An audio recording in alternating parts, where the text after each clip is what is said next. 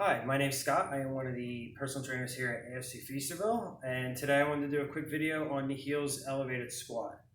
I chose this exercise for a number of reasons. One, I actually like this just for general programming. I also like to work this in with clientele. Um, One, it's very simple to set up. All you need is a wooden plank. Maybe you need a weighted plate, maybe a couple weighted plates, maybe 10 pounds, 25 pounds, one for each leg. You could also use a step-up platform as well. Another couple of reasons as well, really good for beginners, specifically people trying to use the squatting mechanics and maybe getting used to squatting deeper. The other reason would be is to kind of help people who have limited range of motion or limited ankle mobility.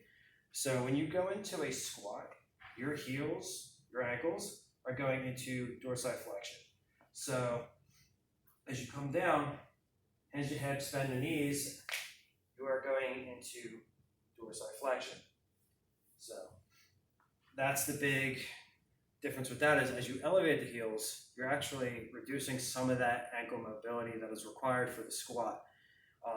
Another thing to note is that as you do that, the knee travels forward a little bit more, which means you're going into more range of motion with knee flexion. And the exercise is actually a good way to target the quadriceps a little bit more.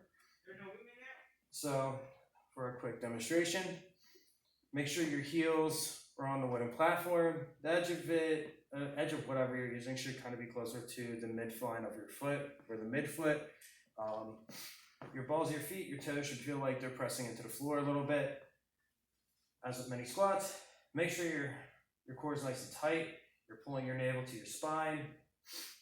You start with a hinge, then you bend your knees, and you drop down. And then from here, making sure that your knees, as you're coming down, your knees are actually coming down, and you're kind of actively thinking to push them towards your pinky toes, and then come right up.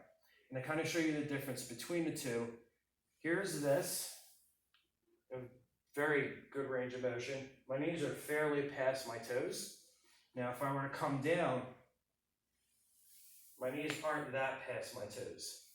So that's where the big difference is. So give this exercise a try, see if it feels good. Hopefully it does, and have a good one.